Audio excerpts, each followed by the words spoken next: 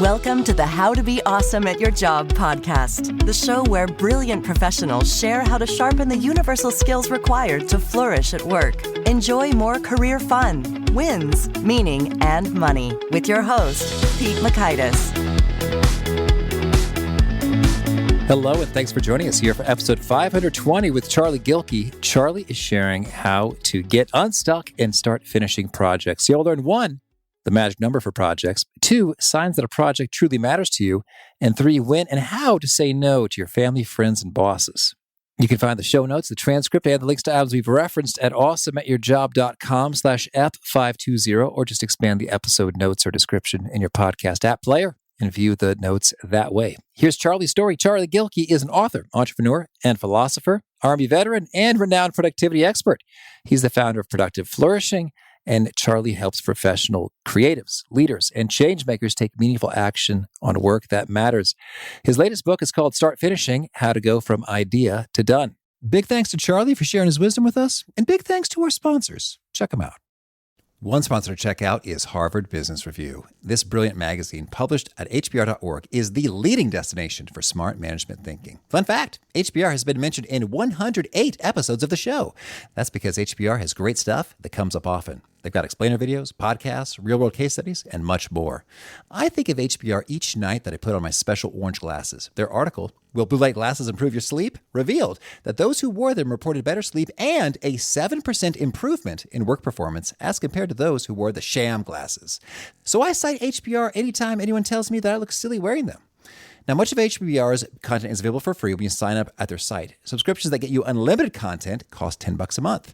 If you visit hbr.org/subscriptions and enter the promo code AWESOME, you can save 10% off of that subscription. Again, to save 10% off of your HBR subscription, go to www.hbr.org/subscriptions and enter the promo code AWESOME.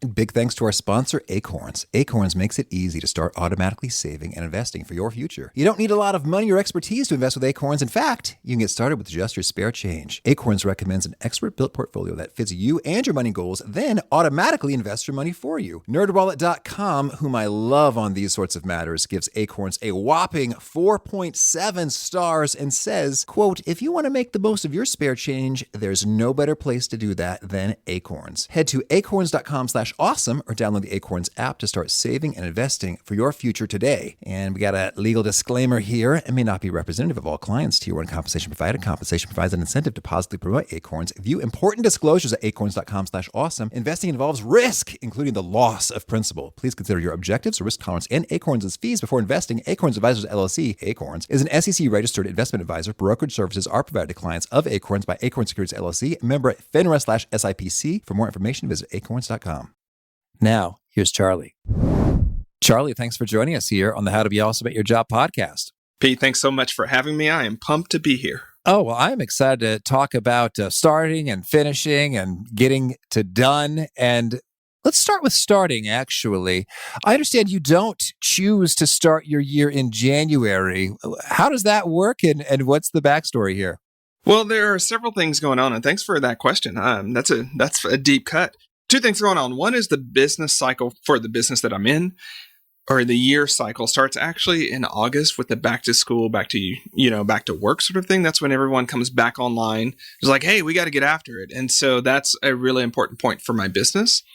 And I've also learned that actually doing your yearly planning, if you're going to do it on the personal side in February, is a way better time to do it because it kind of lets you shake off the high of New Year's resolutions and all the things that go on there. And I think we're way too optimistic during that period of the year. And then, if you pay too close attention to the goals you set then, it can be a really good way to feel bad about yourself. But if you kind of wait until February, kind of around Groundhog's Day, and you give yourself a redo, what I've learned is that we end up making way better sort of annual goals and resolutions during that period. So I have kind of 2 periods in which I do annual planning, but that's kind of par for the course for me, and that I'm always recalibrating plans and working in it. Well, that's clever. Groundhog Day redo. And I'm thinking Bill Murray right now. Part of that was shot right near me in Woodstock, Illinois. Fun fact. So yeah, that's a good way to think about it in terms of the day and where you're going to choose to start and why. So thank you for that. Let's talk about the book Start Finishing. What's the big idea here? The big idea is that finished projects bridge the gap between your current reality and that life you want to live and that work you want to do. And so a lot of us have, we have really big dreams and visions for ourselves. We have that idea of our best work or our best life. And a lot of times we can feel stuck and we don't quite know what to do. And it turns out that, again, it's those finished projects that bridge the gap. And I think it provides a bit of a different take on productivity and getting things done and sort of personal development, which either can be far too granular and focus on tasks, or it can be far too lofty and focus on sort of vision and sort of the big view of your life. And the mess of life and the beauty of life is in this middle world of projects. Yes. Okay. Indeed. The finished projects bridge the gap. And one thing I think I'm coming to learn is that almost finished projects don't.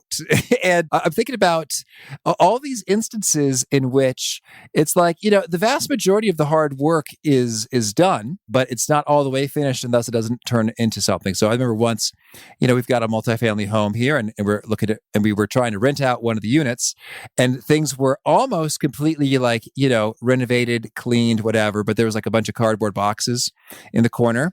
And I think that prospective tenants can know that those won't be there when they move in. But nonetheless, I couldn't help but notice that every showing we did when the boxes were there did not result in an application. And those that we did with the boxes absent, totally cleaned up, did. And so it's sort of like almost done doesn't pull it off for you. It's kind of encouraging in that it means that there's very little left to get to finished project status. So those are my own musings on the finished project piece. Give me your take on that. Well, I love that. And I talk a lot in the book about displacement, which is the idea that anything you do displaces a practical infinity of things that you can do. Or, you can't do one thing or you can't do multiple things at the same time. Right. Mm-hmm. Barring simple things like doing the laundry while listening to a podcast. But when it comes to this significant work that we need to do, what I call best work, and when I call those things that really light us up and are part of the matrix of meaning making that we are in, we tend to only be able to do one thing at a time. And the frustrating thing about those half-finished projects is that they sucked up all of the time that could have been going to something else, but they're not bridging that gap. They're not doing the work that they're supposed to do to power your life. And it would be like investing $100 a month for however long you want to do. Let's just say it's 12 months.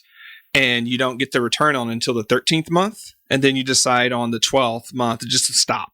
And then everything disappeared, right? It's like you've already sunk in all of that money. You've already sunk in all of that time, and you don't get the reward for it just because you decided to jump to something else. So absolutely. And one of the things that I really stress in the book is that we should really be focusing on throughput and not load. And by that, I mean, I think we commit too quickly to ideas and end up carrying too many projects around with us and too many things that we're not going to be able to finish. And so if you make that commitment to where this week you're going to I'm going to do the 17 projects and you only do 3, well, you've carried the additional 14.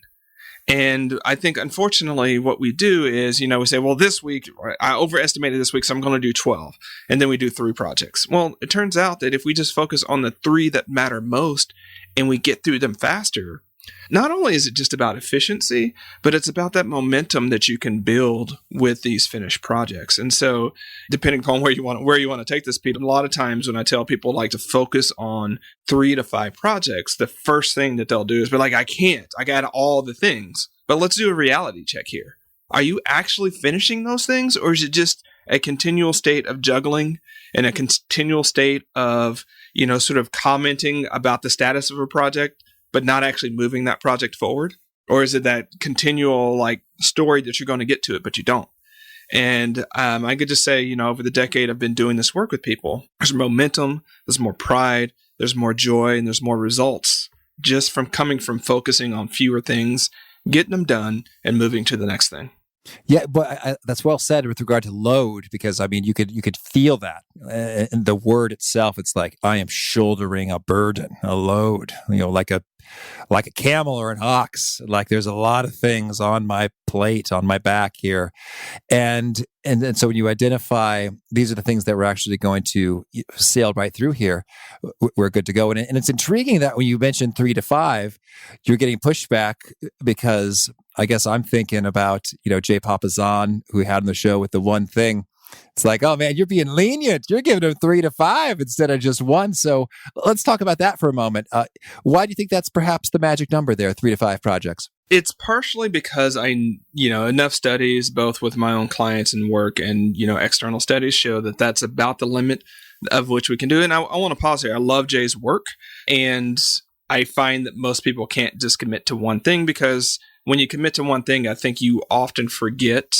Well, there's different ways of understanding his book and the message. So that's one thing to talk about. I want to make room for projects that are not just economic projects. So for me, anything that takes time, energy, and attention is a project.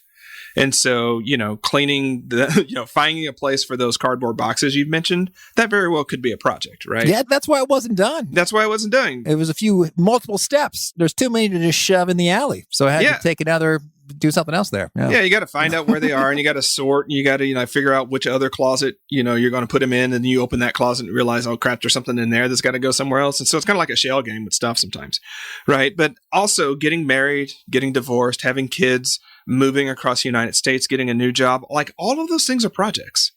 And unfortunately, we tend to prioritize economic projects or creative projects or work projects, however you want to say that.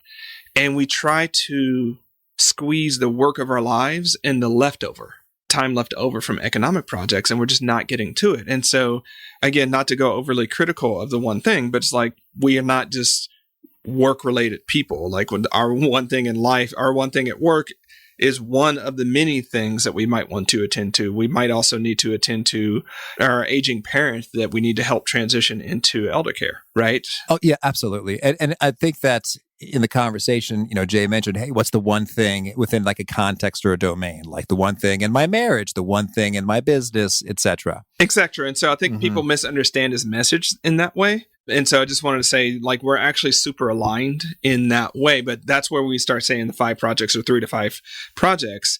Yeah, you have to look across the domains of your life and not just pick the one thing, and not just pick like one domain and say, I'm going to go all in on that. And so, for instance, right now, I'm in the middle of, launching this book and doing the PR tour for this book, and it's a major project. I'm also in the middle of reintegrating back into my business after working on the book for so long. So that's another project. I'm also getting back into the gym and working with a personal trainer. That's a project. So that gets me 3. But anyways, you asked why 3 to 5? I think that many lets you invest in the buckets of your life that matter without spreading yourself too thin. 2, I think it's when we look at sort of the cognitive load that we humans can bear. We sort of heard the 5 plus or minus 2, I think it's now 4 plus or minus 2, like the things we can remember.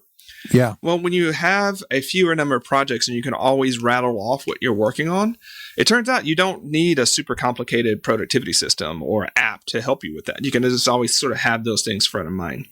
And the last thing is every one of the projects, another way of thinking through this, and every one of the projects that you carry, they need fuel. And I talk, in the book about focus blocks, which are 90 to 120 minute blocks of time where you can sit down and make substantive progress on things. So if it's a creative project, it might be that time where, let's say it's writing, where you actually are able to sit down, get some good words in, lean into the project, get out of the project and wrap it up. But it doesn't have to be creative work. It can be, again, going back to that garage. A lot of times we don't end up cleaning the garage because we look at it and it's like, oh, I think I can just move it around. But you know that it's going to take you 3 to 4 focus blocks because you got to figure out where everything goes and do the organizing. And because we don't schedule that time, we know we won't be able to make any meaningful progress. So we don't actually start. And so when we look at sort of the 3 to 5 projects, it's like, how many of these focus blocks do you have in your life and in a week that you can allocate towards these things? And no focus blocks equals no momentum. Okay. Well, yeah, I'm seeing how the pieces are coming together. So I've got my 3 to 5 projects. I've got focus blocks for 90 to 120-ish minutes. And then I'm allocating particular focus blocks towards particular projects in order to get momentum. So I understand you've got a full-blown 9-step method. So I think we're already getting into a couple of them. How about we sort of get the full view here? Yeah, so the full 9-step method would be, well, there are different ways we can say this, but where people often will fall down is that they go immediately from idea to working on it. And that's really not a great way to do it, because we don't do ideas, we do projects. And so we have to do some work to convert that idea. But before we can get there, in chapter 2 one of the steps is really getting clear about the obstacles that are in the way from you doing this life-changing work that we're talking about. And if you don't start with looking at that, the first thing that you'll do is choose an idea, start working with it, and then see all of a sudden that, you're just upside down with it and you can't go forward with it, and you're sort of working backwards. So it's a root cause approach. So the first step is getting in touch with some of those root causes that keep that gap between our current reality and the life we want to live. So sort of the second sort of step is to pick an idea that really matters to you. And that seems like obvious, except for what matters to us is oftentimes not the first things that we'll pick because of fear, because of, the seeming difficulty. And we end up choosing low-hanging fruit, or we end up choosing other people's priorities. And then when we get into the messy middle or towards the end of the project, we don't get anywhere.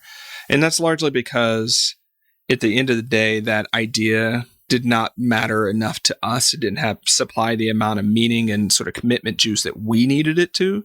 And so there's just a certain point, and sort of imagine this lever of like, at past a certain point of difficulty in grit, if you don't have the amount of internal emotional buy-in and sort of, spirit in that project, the difficulty of it is going to win. Understood. Right. And so you have to pick an idea that matters enough for you to invest the life force that it's going to take to push through it. Okay, certainly. And I think that's well said with regard to just because you're doing it doesn't mean that it matters to you. You very well could have chosen it because you passed up the bigger things out of fear or, ooh, that just sounds hard. Yeah, it just sounds hard. And I want to pause here because over the last few decades, I think we've lost a lot of grit, and we've sort of baked into some sort of talent myth that, like, if it's hard, it's not for you. Because if, we look at all the prodigies and the people that seem to do things super easily, and it's like, oh, they've got that talent. And the people that have the talent, they should go do those things. And if you don't have that talent, maybe you go find something else that's easier for you to do. Right. And what that ends up doing for a lot of us is that when we start something and it gets difficult, we sort of encoded that maybe that's a sign that we're doing the wrong thing. Right. Maybe it's a sign that there's something else that I should be doing because it shouldn't be this hard. And my whole point is, like, first off, if it's worth doing well, it's worth doing badly in the beginning. Yeah. It just bottom line, if it's worth doing well, it's worth doing badly in the beginning.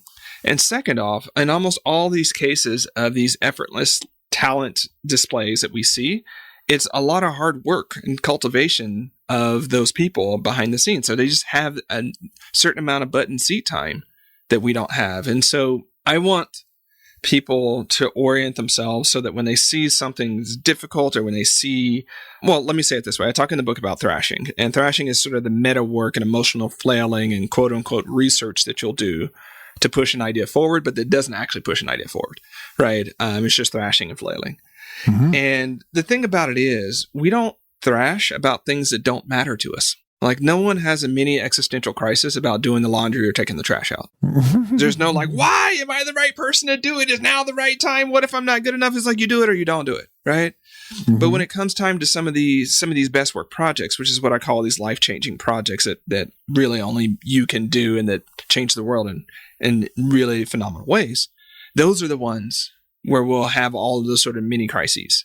And those are the ones where we'll start wondering if we've got what it takes, and so on and so forth. And so it turns out that the more it matters to you, the more you'll thrash. And so it's a really good sign when you're feeling that feeling of like, wow, this is like, not just that it's daunting, because you can take on a project that doesn't matter, right? And it can be daunting, but you can think of like, wow, like, I don't know if I've got what it takes. I don't know if I'm ready for this. Those are actually really good signs that the project matters to you. Because if it didn't, you wouldn't be feeling that way. Well, yeah, that is that's one worth sitting with and remembering, because you want it to come to mind when that feeling occurs again. Indeed. So, wow. So, yeah, so many implications. When you're experiencing that's like, oh my gosh, I don't know if I have what it takes. It's indicative of that's something you care about a lot, or that thought would not have occurred to you at all. I don't know if I've got what it takes to, and it's not just about how challenging it is, because you might say, but I don't know if I have what it takes to take out the trash every day. The take out the trash challenge, Yeah. It's like, just sort of says that's dumb. I don't feel like bothering. So yeah, and I've often had this thought. I've said it to my wife numerous times. Like when I'm feeling frustrated by something, I think, well, you know what? It'd be a lot easier if I didn't care so much. It's like if I didn't care, if my clients were getting great results in ROI from our trainings, then it'd just be like whatever. But I do, and thusly, I get a little bit, worked up associated with if folks are, doing the exercises and understanding and connecting with the stuff. Absolutely. It's kind of like envy as a compass. And by that, I mean, we're not envious of other people when they don't have something that we want. We are only envious when someone has something that we actually care about. And unfortunately, we try to wash out the envy. We try to wash it out. But for me, I'm like, maybe let's pause a little bit and say, what is it in this moment, in that sort of feeling that you have that's telling you that something matters? And what are you going to do about it? Right? As opposed to just pretending like you shouldn't feel it. Like you like what you like, and you value what you value. And that's one of those like learning to center those fundamental truths, and that it's perfectly fine to like what you like and to value what you value. And you have permission to do that. Then let you say, you know what? Like that man with the shoes on over there, those shoes are really kicking, man. I love those shoes. I wish I had them. So what is it about that? And what do you want to do to address that? Maybe you decide later on that, maybe I was just being materialistic. Or maybe, just maybe, you like the shoes. And that's enough for you to say, you know what, I'm going to do something about that. Meaning I'm either going to go buy it, or if I can't afford it, it's worth it to me to do the work that I need to do, to exchange my labor for the money I need to get those things. And that is a choice that I don't think we allow ourselves to really sink into a lot of times, unless they are socially approved values and likes, in which case, like, it's kind of a given that we get there. So like many people, I know this is kind of straying into personal finance land, but like many people don't question the value of owning a home. Yeah. Because it's one of those givens. Like that's what you do. You go to school, you get a job, you get a partner, you buy a house, right? And so deciding not to buy a house and deciding to be a renter for the rest of your life because you realize that 3 to 5% of the cost of your home is going to be spent in maintenance, and those type of things are like that becomes important. But a lot of people don't give themselves permission to say, you know what, this whole home buying thing, not something I care so much about. I care more about freedom. I care more about that. And again, I'm not trying to make a strong case for that particular economic choice. I'm just trying to say there's a lot of decisions like that we default to the socially approved cues, and unfortunately end up, living our lives doing work that we would rather not do to get stuff that we really don't want, and then miss out on this one precious life that we have in front of us and the way we could have lived it. Yeah, that's adding up and resonating there in each of those components, in terms of this is just what you do versus you've given some real thought to it. And when it comes to envy, I think it's also intriguing to see if there are some finer distinctions, because you got my wheels turning in terms of, so I saw this Netflix documentary about Bill Gates, and I had some envy, but I don't at all have envy for Elon Musk. Right? And so here's those two super rich people who are innovating. And so, but there's a distinction, and that is sort of rich fodder for potential insight. So it's like, where do you have envy, and where is there a similar situation where you don't? And then we're really homing in on something. Yeah. So what does that envy tell you about your values? That would be the question that I would be. Right. And where does the lack of envy in other places not, do the same thing? So again, these are really good tools. And the thing about it is so much of, especially productivity, but I'll say the broader sort of personal development, we approach it from a headspace and like a thinking space. But when it comes down to actually doing the work that changes lives, changes our lives, changes other people's lives, and having the courage and being able to set up the boundaries, it's always going to come back to your heart space. It's always going to come back to like stuff that really matters. And so I encourage people to actually steer with that as opposed to getting caught into all the things that are sort of in that headspace of what you should do. And just while I'm on that, just about any time you're telling yourself you should do something, pause. Because usually what you're telling yourself is that there's some external standard that is a guideline for what you ought to be doing. Where I want you to pause is say, but is that really true for me? Is it really true that I should, that's the right thing for me to do? And sometimes we use should in the case of, given who I am and what I care about, this is the thing that I need to do. But I've learned so many times that like we only use the word should when it's an external rule or an external guide. And when it's our own sort of compass, we say, I get to, or this matters to me, or I want to, or this is meaningful. Like we use all sorts of words that are different than the should word.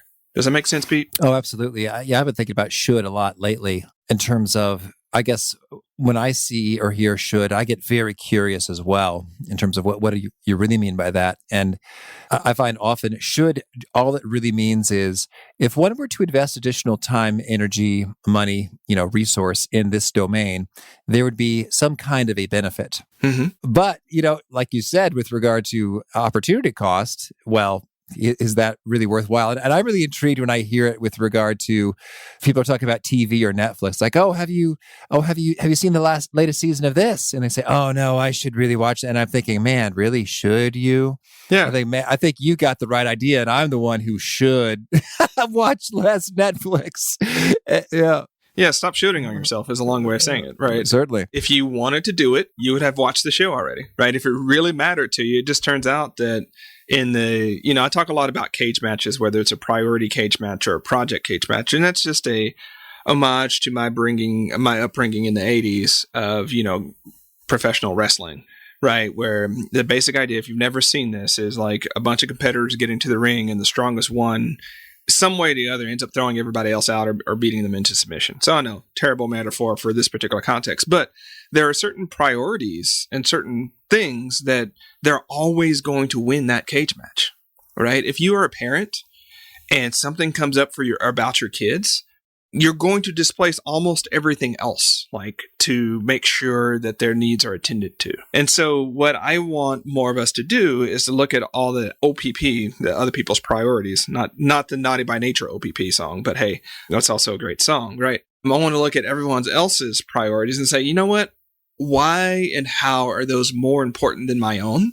Because you could be that person that runs around trying to fill everybody else's priorities and end up exhausted and depleted and frustrated and still not be able to appease everyone and fill their buckets. Or you can say, you know what? I can't be everything for everyone. I'm choosing for this smaller set of priorities to be who I am and to live and work and allocate my time in a way that really instantiates those values. And that does mean that there are a lot of people who might be mad at you. There might be a lot of people who decide not to be friends with you, or there might be a lot of there might be some social fallout for that. But again, look forward into a decade. Would you rather have done the things that really are going to power the type of life you want to live, or just continue to maintain other people's, projects and priorities? That's great. And while we're here, I'm just rolling with it. What are your pro tips on saying no? Pro tips on saying no. It depends on where it's coming from. So I gotta start with that. Obviously, if your boss walks into the office, is like, hey, I got a new project and priority for you. Like, be careful about saying no to that, because you may not get to say yes to the job tomorrow, right? Mm-hmm. And so there's some context there. And even with bosses, and I've had to do this in the military back when I was in the Army, right? Where it's like you get handed this project or you get handed this mission. And you're like, okay, well, I can do this, but it may displace some of these other priorities that you have for me and that we've already talked about. So do you want me to do this instead of that? Or what's the priority conversation here? And that, I think, always returning to in sort of, especially the work environment, to priorities is a good way to talk about it, because you're not saying like, screw you, I don't care. You're saying, I'm here to do, I'm here to do a certain job, or I'm here to make sure that I'm providing the best value to this team that I can. We've already discussed these other ways in which I could provide that value. Now there's this new thing. Is this better than that? Right? And that's a good conversation that a lot of teams can have, even with, a lot of people can have with their boss. I think when it's with your friends and family, first off, my observation is that we spend too little time talking to friends and family about what actually matters to us. Mm-hmm. And so we end up negotiating a bunch of trivia or trivial things. You get invited to go to the club, or you get invited to go to watch the football game on Saturday, or you get invited to all these sort of things, or you get expected to like, hey, can you watch my kid today? Or, can you come over? And there's never been that talk of like, actually Saturday is the day that I spend in community service. And that's when I'm down at the soup kitchen every Saturday, because that's super important to me, right? We haven't established our priorities first. And so we're always negotiating what matters on the backside of things. So step one is to have more intentional conversations with your friends and family about things that matter to you, the projects you're working on, and how they fit into this life that you want to live. And that way, when you do get asked to do something or requested to do something, there's a pre-existing conversation about some things that matter or not. And it changes the conversations because the people around you understand that it's not like you were sitting at home on that Saturday evening just looking for something to do. Right, yeah. Right? You had these other plans for yourself and other things that truly matter. And so it does help with that conversation. The second thing I would look at on this one would be to where it's a resonant request, meaning it's from someone who can legitimately make that request. And it's something that in general, like you're open to doing it, but you perhaps can't do it right now, is always provide that alternative. It's like, I'm sorry that I can't do that day because I have some pre-existing commitments. Is there a way that I can do that Wednesday or Friday or this other period of time? Because what you're requesting from me, I actually do care about, and I care about the relationship that we're in here. That particular time is not the best time. Mm-hmm. And the last thing that I would say is, and this goes back to talking about things that matter and being honest with your friends and family, is if there are certain things that you're being requested to do and they don't resonate and they aren't something you're ever going to do, don't BS people, right? And be like, oh yeah, I'll get to it. Or yeah, it sounds great. Or we'll have coffee in 3 months. If you know that you don't want to have coffee with 3 months, like avoid that, right? Avoid setting that sort of precedent up. And I know that seems perhaps obvious and maybe it seems hard, but I think too many people are not honest with the people around them for fear of rejection or for fear of becoming a social pariah or whatever that is. And we end up negotiating a lot of things that if we were just being forthright with folks, we wouldn't have to be negotiating. Charlie, I have no interest in drinking coffee with you. Hey, I got it. Cool. That's not true, Charlie. I think you'd be a lot of fun. Yeah. But how does one say that? How does one say I'm not interested in having coffee? Yeah. Ever. Yeah, because I think that's kind of what you're saying. This ain't a, hey, in a few months, when things quiet down, it's like, that's kind of what you mean, is that just fundamentally is not worth doing to you. Yeah, that's a tricky one, right? Well, here's what I'll say.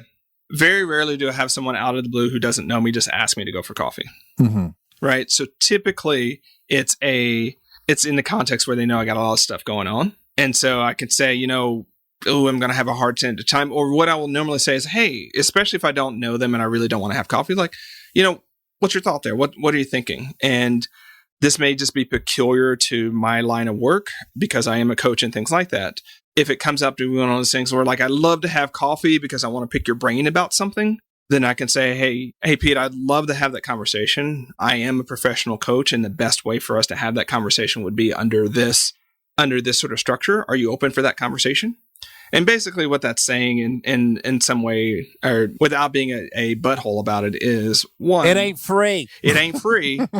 And two, if it matters to you, like if it matters for you enough to do it, then let's have that conversation. But for me to show up and do that for free, like again, that's displaced other people who pay me to do this, right? Certainly, yeah. And so on that note, I have a certain amount of time that I could just think of like as service to the world and community service and things like that. And so There are some people where I'm like, you know what, that's totally be something that I would pay, like someone would pay me to do. But in this circumstance, I just feel called that this is a conversation that I want to be in. And so I'll do it. Right. But again, I don't get a lot of that. I know women actually get a lot more requests for coffee. And it's kind of one of those things. Are they requesting you to be in coffee to pick your brain, which is basically that conversation we were just having, Pete? Or are they wanting to establish a friendship? And so I think, largely speaking, the best way to say no sometimes is to say, let's determine what we're actually trying to do. If you want to avoid that tendency to say yes too quickly, and this does seem to contradict what I was saying a little bit earlier, your go-to is always, let me check my schedule and see what projects I have and see how I can make that work, right? Mm-hmm. And then, say, let me get back to you in a day or so. And then that at least gives you enough time to not overcommit yourself, but also think about how you're going to disengage from that. Understood. Thank you. Well, Charlie, we got a lot of good stuff here. I had a big list going in. You've distinguished 3 different ways projects get stuck, and I think that's worth mentioning. Yeah. So can you give us what are these 3 categories and how do we deal with those? Yeah. Can I get a 3.5 here? Oh, 3.5. Yeah. 3.5. Because I kind of want to talk about the red zone on this one. Okay. Because the red zone it's a metaphor appealing to American football where, as you get in that last 20 yards of the drive, a lot of teams will fumble it or a lot of teams will screw up in that last 20 yards and then end up in a field goal situation or in a turnover situation. And the reason you end up in a red zone is because there's such tight space that everything working against you doesn't have to spread itself so thin. And so projects can get stuck because they're in that red zone where you're in that last sort of 3% that seems to take as long as the full 97% before it. And a lot of that is just about, again, that's when your perfectionism is going to come up. That's when your procrastination is going to come up. That's when all of the implications of the scope and goal creep start coming up. And so just understand that that's a normal part of the process. And in the book, I do give some ways to work through the red zone, but part of it is doubling down at the end. And not thinking that you're just going to be able to slide in home. So I'm being super quick there because I'm conscious of time. Mm-hmm. The other 3 sort of ways project gets stuck. So there are cascades, there are log jams, and there are tar pits. Cascades are when you have a series of projects that you got to do step A before you do step B, before you do step C. And step A gets behind, so step B gets behind, so step C gets behind. I mean, you might have a whole cascade of those. And at a certain point, I think we've all been in that, where you start spending more time trying to keep your projects up to date and communicating with people about those projects than just getting those projects done in the first place, right? And they just keep slipping on you.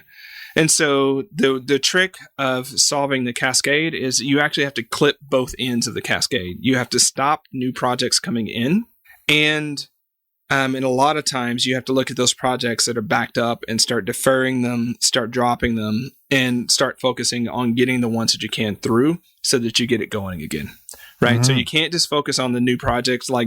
So there are times, Pete, where people will come to me and they'll tell me what they're doing. It's like, all right, so first thing is we're on a new project diet, right? You don't get to take on any new projects until we get these ones done because we don't have any space to add anything anyways. Right? It's just going to be a frustrating conversation for both of us 3 weeks later because you're going to tell me I didn't make any progress on it. And I ask you why, because you didn't have time, so on and so forth. So let's not do that, right? New project diet. So you got to sort of clip both ends. Once you get enough of those projects going, then maybe start accepting new projects back into the pipeline. And how that might work in a work context is, again, talking to your boss and being like, look, here's what's happening. I'm not able to get any of these projects done because of the rate that this is coming. I need 2 weeks or I need a week where I can just focus on getting these things caught up. Here's my plan for that, right? Is that all right with you? Right. And a lot of times when faced between you not getting something done and you getting something done, bosses and teammates would much rather you get something done, right?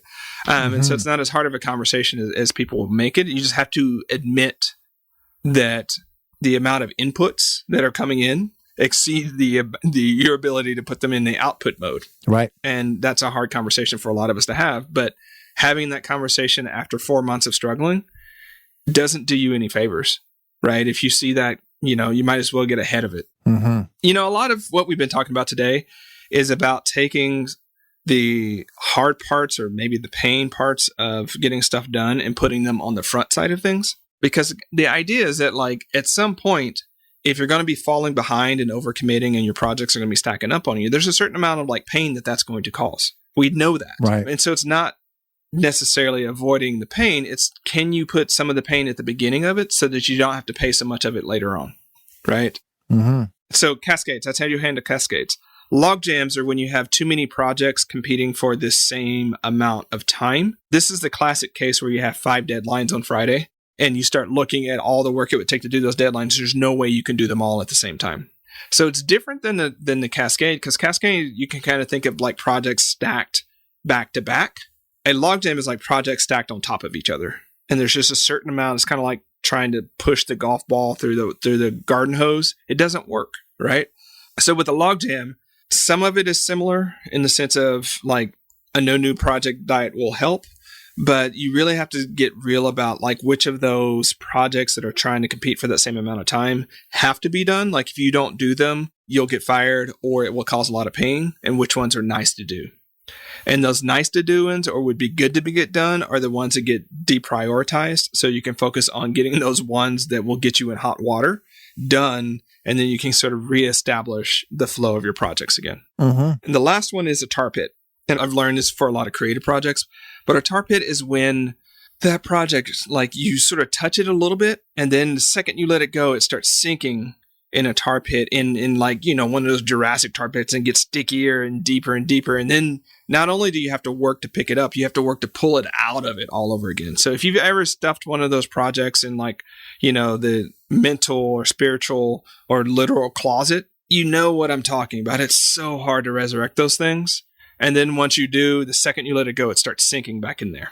And so the thing about tar pits is a lot of times it's some layer of fear that keeps that thing hiding in the background, or there's some deep sort of emotion around it. And you got to get clear about what that is before you get back into that project. Because if you don't address it, the same pattern of it sinking deeper and deeper is going to keep happening. And then the other thing about tar pits, projects in the tar pit, is you want to make sure to give it enough time, enough of those focus blocks that I talked about, that you can go ahead and clear all of the muck and get some significant progress on it. Because I'll tell you what, there are a few things better than seeing one of those tar pit projects and figuring out it actually does still matter to you. You've just been daunted or overwhelmed or scared by it. And then just knuckling down for 2 weeks, 3 weeks, 4 weeks, getting it done and being like, you know what? Like, it's done. It's out of my soul. It's out of my emotions, out of my brain. And I can move on to the next thing, feeling so much more buoyant and not just weighed down by that project that's just sort of haunting me from the closet. And can you give some examples of projects that often fall into the tar pit category? Yeah. So creative projects and creative broadly speaking. So if you want to write a book, yeah, that can be a tar pit project. If you want to, if you're a musician, you've been meaning to write an album, those fall into the tar pit pretty quickly because it can be challenging to bare your soul in the ways that it takes to do that type of creative work. A common tar pit project that I've seen from people, I haven't had this problem yet because of the age of my parents, but is when you end up with heirlooms and sentimental items that you inherit from your parents when they pass. They end up in garages and closets where you just can't get in there. When you can't figure out what to do with your mom's baby shoes that she gifted to you for some reason. And so those types of projects and anything around clearing out the material belongings or material items that exist from relationships. So it could be that you have that box. I know of a few of my female friends that have boxes of letters and cards from boyfriends they had in high school, right? Mm-hmm. And I'm like, well, okay, so what's that about? But it's getting in there and figuring out what to do with it and things like that can be a total tar pit. For a lot of folks, financial stuff, getting your taxes in order, figuring out where all your money has gone, is going, might go. Anything around money can be one of those tar pit projects where it's just like, I want to get in it. I get in there, I poke around a little bit, but I don't actually make the investment. I don't actually buy the insurance. I don't actually do the thing that I need to do, right? Those tend to be classic sources of tar pits. And what else? I think those are 3 pretty good cases of that. Okay. That's lovely. Thank you. Well, tell me, Charlie, anything else you want to make sure to mention before we shift gears and hear about some of your favorite things? I know we're wrapping things up, but I wanted to talk briefly about success packs because it's a game changer for people. And success packs are just the group of people that you put around yourself and your project that really help you figure out how to go. I would normally talk a little bit more about this, but the thing about success packs is they help you convert how problems into who solutions.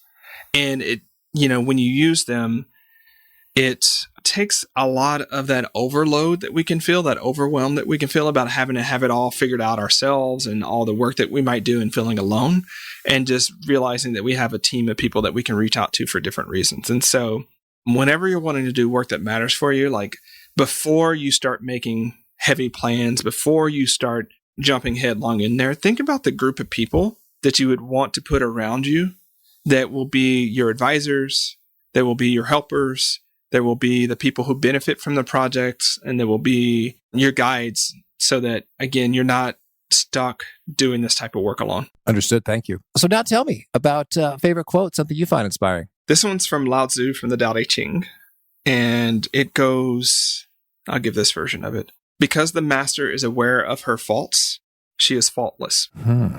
And the idea there goes that because she's honest about her limitations and constraints and who she is, those limitations, constraints, and character quirks don't end up tripping her up and making her life harder than it needs to be. Understood. And so I love that because I think a lot of times we don't want to talk about those constraints and limitations and challenges as if, it's kind of like when people are like, well, we don't want to talk about the hard things because then it makes them real. But I'm like, if your arm is broken, like you talking about your arm being broken doesn't break it. It's already broken, right? What are you going to do about it? And so I love that one because whenever it allows a lot of room for humility, but it also allows a lot of room for hope at the same time. Yes, thank you. And how about a favorite study or experiment or bit of research? I've been really geeking out on the marshmallow test, and especially that they got it wrong. Turns out that was largely when they did the research on the data and they tried to run it again, what they found out, it was actually a determination of someone's social status was actually what was determining their ability to hold out or not. And the reason I'm super pumped about that finding is one, having grown up as a poor kid and just seeing how different realities manifest because of just where you grew up on the opportunity divide. It gave me a lot of hope there, but it also reminds me that we need to be super careful about the judgments we make on people and that we need to dig deeper when we're starting to see some of these types of trends. And so again, it was one of those big things that's largely, grit determined what you would be able to do in life. And it turns out that where you started in life determined how much grit you may have. And that means in some ways, grit is a muscle that we can all work on. And our future is not necessarily predicated by where we grew up, even though that has a super strong influence on it. Thank you. And how about a favorite book? Well, since I gave the quote from it, I probably should say the Tao Te Ching by Lao Tzu. Okay. And a favorite tool, something you use to be awesome at your job? The tool that's popping out to me is the AlphaSmart Neo 2, which is a late 90s word processor. It's basically a keyboard with like a, LCD screen on it. And it's really helpful for writing when you've been super distracted or when you've got a lot going on. It's actually what I wrote about 95% of start finishing on. And when it comes to quality words and volume of words, I have yet to find a better solution than the AlphaSmart Neo. Fascinating. Thank you. And how about a favorite habit? That would have to be my morning routine. And so I drink tea and meditate for at least 25 minutes in the morning. And that 25 minutes sets up the rest of the day. And there's a marked difference when I don't have that 25 minutes than when I do, or when I don't prioritize it. So that is the habit that keeps all the other habits going. Okay. And is there a particular nugget you share that really seems to connect and resonate with folks? They quote it back to you often? I don't have a really good one, but what resonates is a quote. But something that a lot of readers have said about this book is really commenting that the part about them not being uniquely defective really stands out. So I can say it in a quote form. So in the book, I talk about in chapter 1, I just remind people that, we're not uniquely defective. We're not fated to being able to get our stuff together. And, we're not fated to always be on a struggle bus. And I think that's such an important point because a lot of times we approach really important stuff from a frame that there's something uniquely defective about us that's going to keep us from being successful. Mm-hmm. And when you let go of that belief, when you let go of that way of orienting yourself to the world, and you see that, to quote Marie Forleo, everything is figure outable and you are fundamentally able to change if you will yourself to do it, it opens up the world of possibilities. And so, that's the one I would put down is you're not uniquely defective. All right. And if folks want to learn more, get in touch, where would you point them? So if you're interested in the book, go to startfinishingbook.com. That's all one word, startfinishingbook.com. If you're interested in the broader body of work that I've got, you can find it at productiveflourishing.com. And you have a final challenge or call to action for folks seeking to be awesome at their jobs? Yeah. In the next full week that you have, reach into that closet of your soul where you put one of those projects that really matter, one of those ideas that really matter, that will make your work better, that will make your colleagues' work better, that will make your workplace better. And start thinking about, how can I spend at least 2 hours this week bringing that idea to life and turning it into a project. Start with that 2 hours, and just if that's all you've got is 2 hours a week, better to work on that and make work awesome than to leave it in there waiting for a better time. All right. Charlie, this has been so much fun. Thank you, and good luck in all of your finishing of projects. Thanks so much for having me, Pete. I really like Charlie's take on economic projects and how they can really dominate. And hey, the show's called How to Be Awesome at Your Job. So I think it really pays to invest big in that domain. At the same time, there sure is more. And it's funny, lately I've been thinking, boy, I just don't feel that motivated. What's going on? It's I'm not motivated to do anything. But as I look deeper, it's no, wait a second. I'm just not motivated to pursue a number of economic projects. The podcast is fun and cool. You guys rock. The guests are really fun to talk to. But there's a number of other things I'm just sort of not feeling it as much. And that could be okay because I really pushed hard on some economic projects previously. The days are short in Chicago with not a ton of sunlight. There's a lot of cozy, sweaters and holiday time and kids and family things. And I'm quite motivated to do those things. So Charlie, help me out in terms of it's not that I'm super unmotivated at this moment in life. It's just I'm unmotivated a little bit in that domain, but there are many more domains. And I think it's helpful to sort of check in with yourself, see what's going on. And if there are other project areas that really do have your time and heart and attention, you're thrashing a bit because they're meaningful to you there. And if there's been a change for a bit of a season. So anyway, thanks, Charlie. That was cool. Hope you got some useful tidbits like I did. Again, the show notes, the transcript, the links to items we've referenced are at awesomeatyourjob.com/F520. And if you haven't already, I hope you'll push subscribe. You'll catch our next guest, Roger Firestein. He's got some great perspectives on how you can create in a flash, generate lots of fun, useful, creative ideas real quick. Hope to catch you there. And peace. Thanks for listening. To get the most out of the show, we recommend 2 key things. First, check out the extra resources at awesomeatyourjob.com. You can find this episode's transcript and links, as well as the perfect episode for your situation. You can search the full-text transcripts of hundreds of episodes or explore episodes tagged by topic and competency covered. Second, subscribe to the podcast and get future episodes automatically. You can subscribe by telling Siri and several other smartphones and speakers, subscribe to the How to Be Awesome at Your Job podcast, or by tapping subscribe in your podcast player of choice. If you'd like some extra help figuring out podcasts and how subscriptions work, visit awesomeatyourjob.com/subscribe for guidance. Hope to catch you on the next episode of How to Be Awesome at Your Job.